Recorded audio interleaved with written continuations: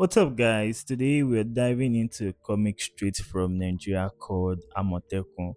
The story is set in the chaotic and vibrant streets of Lagos, and it follows a man named Akoni, a simple veterinarian with a dark past he's desperately trying to outrun. But when a mysterious group known as the Akin comes looking for him, he's forced to unleash a primal power. The plot is a heavy-eating mix of supernatural thriller and high-octane urban fantasy. Amotekun isn't just a hero, he's a force of nature caught in a war between modern crime and ancestral mysticism. The story is written by Kolapo Animashaun and the art is by Mark Mavida, and it's published by Jaguna Media. In this video, I'll be covering issue 1, and I also have a special request, guys. I'm currently on the road to my first 100 subscribers, and I would love for you to be a part of that journey.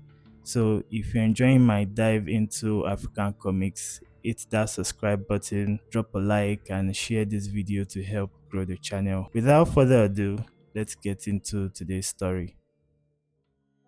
The story opens up with a dream sequence. We see our main character, Akoni, waking up from sleep and standing in front of a mirror. In the reflection of the mirror, he sees a different wild version of himself, but he doesn't understand what he's seeing. As he tries to make sense of it, he begs to see the reflection again. Whatever triggered this reaction, he wants proof of it. But before he can process anything further, a massive leopard-like entity manifests and attacks him. Then we cut away to another location, which is Lagos, Nigeria, and that is the present. Akoni jolts awake from his chair, disoriented and clearly shaken by the dream he just had. Across the room, animals are agitated in their cages. Whatever just happened, it affected them too. One of his colleagues enters. It's Rennie, his girlfriend. She demands an explanation for the commotion coming from the pets. He admits he doesn't have one. He sat down briefly, closed his eyes, and woke up to the chaos. He's visibly unsettled and doesn't want to leave the animals in a panicked state. Rennie tries to steady the situation, insisting that the animals will calm down. With traffic already building outside, she urges them to leave so they can make it to their next engagement on time. We see the couple exiting the pet facility where they work. They are greeted by a staff member named Oyinda, who comments on their plans for the night. The couple exchange banters and the exchange is light, almost mundane. Oyinda sends them off with a polite farewell as they exit the building. Back at the reception, we see Oyinda answering a call. He informs the person on the other end that there's a problem with the asset, even though he's scheduled to carry out a mission at the banquet. The call reveals that Akoni is actually an undercover for a shadow organization. Oyinda expresses her concern that he has been undercover for too long, but the response on the other end is firm. It doesn't matter. The operation needs to proceed as planned. Tomorrow, he eliminates his target. The next scene opens at a small airstrip. A cargo plane is being prepared for departure as workers move equipment across the tarmac. Akoni is meeting one of his friends, Larry. Larry thanks him for coming on such a short notice, and we see both men exchange more pleasantries along the way. Nearby, we see a couple of sedated lions are being moved to a plane. Larry remarks on the growing issue of exotic animals in the country, and Akoni responds that they'll do better in the wild actually. He hopes they sleep through the journey anyways because it's going to be a long trip. In the next scene, the two men are on the airplane already and they are chatting casually, but Akoni doesn't seem to be too interested in Larry's tales. Akoni reminds him that the whole reason he was there was to administer the sedatives to the lion. If Larry could handle it himself, there was no need to call him. And Larry admits that he needed the company, and he adds that the lion had been asleep since the pickup. Almost as if one of the lions was waiting for him to complete his sentence, one of them jolts awake.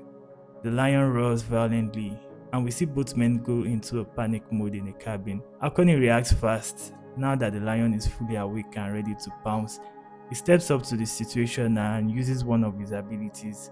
We see his eyes glow green as we saw earlier at the start of the comic, and he speaks to the lion to calm it. The lion actually falls under his command surprisingly. He injects the lion, putting it back to sleep. He tells the animal quietly that freedom will come soon.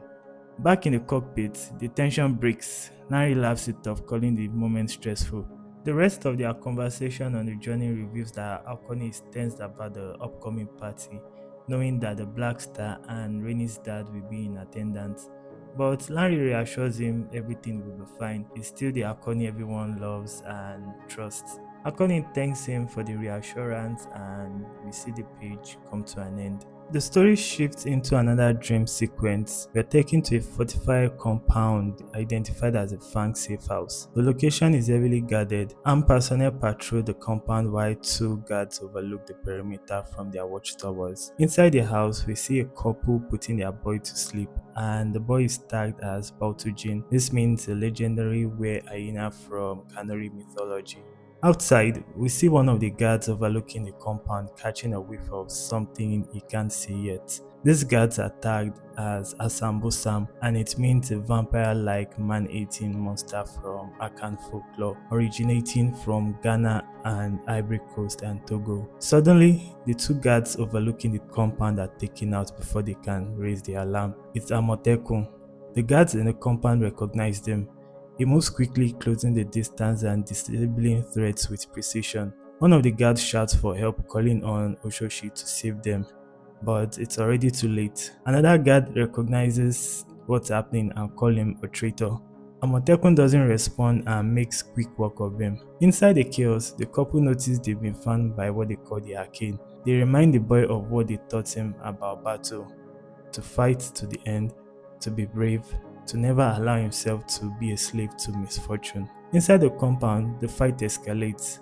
Amotekun clashes with more guards, but they are no match. The resistance weakens. One by one, they all fall. One of the dying guards confronts him and mocks him, questioning whether he even remembers who he used to be or how long he has been serving the human interests. Without giving any answer, his head is slashed clean off with a single swipe from Amotekun's claw. After taking out the last guard in the compound, Amotekun proceeds to breach into the house, and we see the couple from earlier now transform into were creatures themselves, and they are ready for battle. But Amotekun came prepared and quickly incapacitates them with a gas. They're surprised they will use such tactics against them instead of fighting head on. He then executes the two of them. Amotekun enters the room where the boy is kept, and we see him towering over the boy. The dream sequence ends at this point.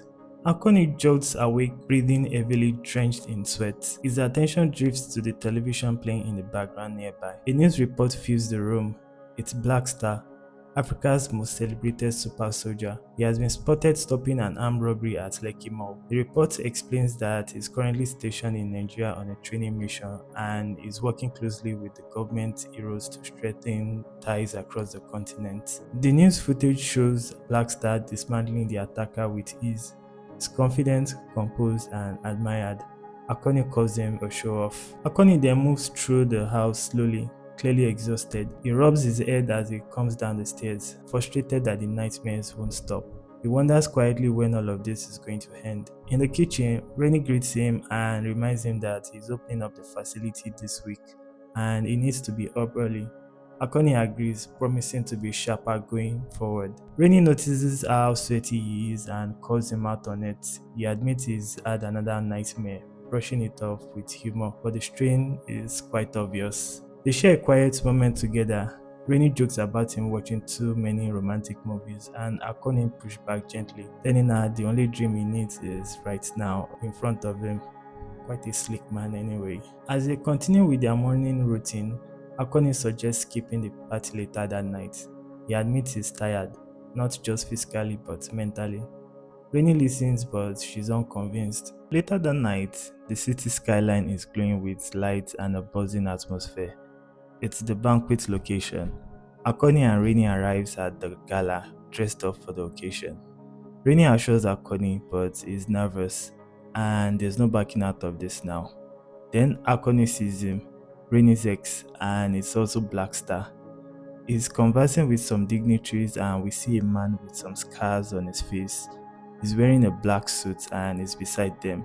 For now, let's call him Scarface. Black Star spots Akoni and Rainy and approaches them. He greets Rainy first warmly, then we see him turn to Akoni, recognizing him instantly. The exchange is polite, formal, and quite measured. Both men shake hands and smiling for appearance. As they separate, Akoni asks Rainy why things ended between her and Black Star.